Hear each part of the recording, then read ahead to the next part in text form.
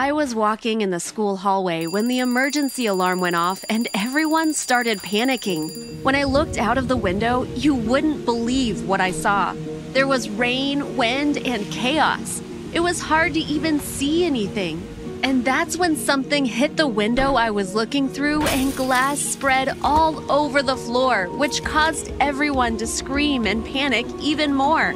This was an emergency, and everyone's lives were in danger at that second. Teachers, security guards, and other school staff were shouting at us students to get into the hallway in the middle of the school, away from the windows, and get down on the floor. But students were pushing each other, screaming, and some were even trying to run for the doors. My chest felt tight, like I couldn't breathe. This had been my worst fear for so long. I was so afraid of natural disasters. Some of my friends were afraid of spiders, some were afraid of snakes, heights, and then there was me, terrified of storms. I don't know when it started. I was just always afraid from the time I was a little kid.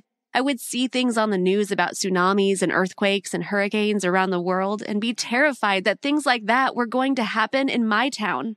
My parents didn't take me seriously. They kept saying tsunamis and earthquakes didn't happen where we lived. They knew that hurricanes were a possibility, but they said it was very, very rare. They would tease me about my fear of storms. My classmates were the same way. Anytime there was a thunderstorm and I would start to get jumpy, they would laugh and say maybe it would turn into a hurricane. There was one girl, Kaylin, who would say stuff like that until I had a panic attack. But who was laughing now? Now we were in the middle of an actual storm, bigger than anything I'd seen. Some of the adults are trying to stay calm, trying to be leaders, but there was just too much chaos. More windows shattered. I was crouched on the floor with my arms over my head, and I swear I could feel the wind rushing through the school. I wondered if it would be strong enough to lift me up and carry me away. There was nothing I could hold on to.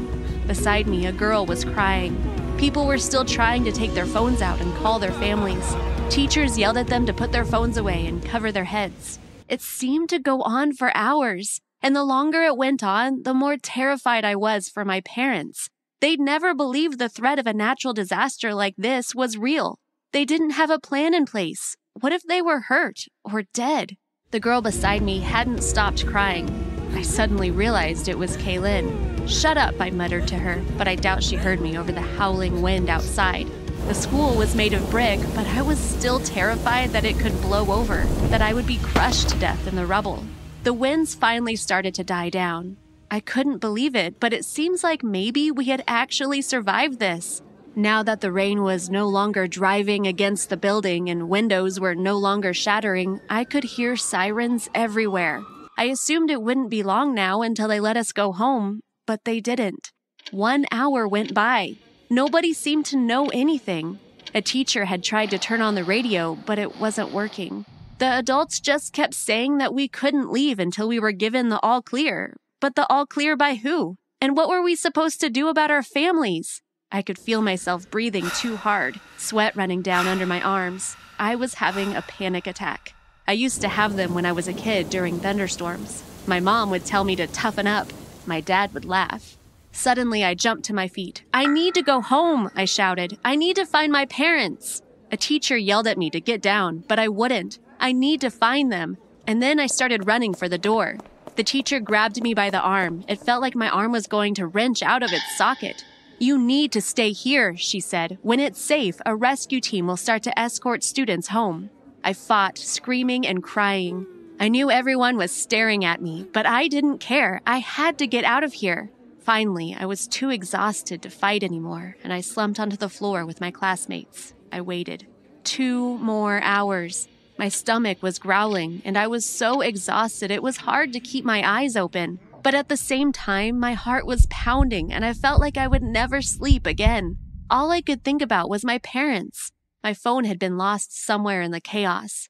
Other people's phones had no signal, or their batteries were dead.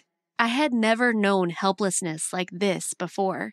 Just having to sit and wait, having no idea what was going on. When was the rescue team coming? How bad was the damage? Eventually, a rescue team entered the school.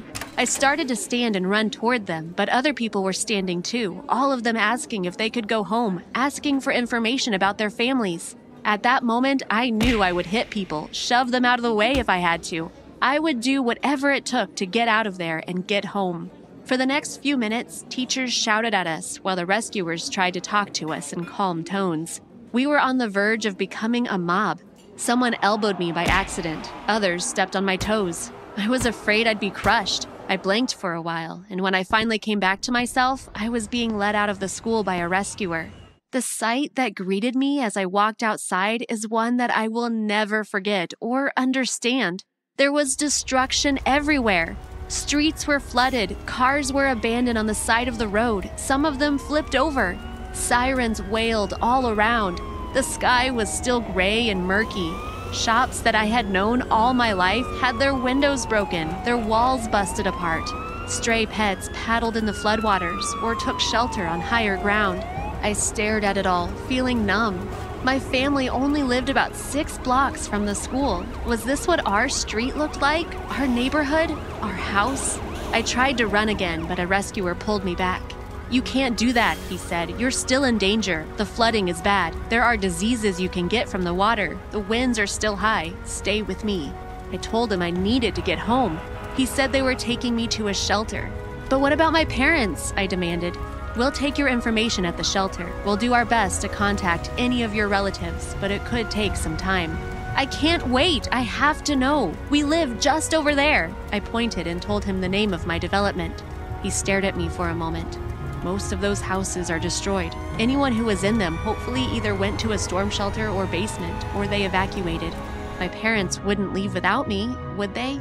I begged the guy to let me go to my house, but he wouldn't let me. He pulled me away, even as I kept trying to run toward my neighborhood to start searching the town for my parents.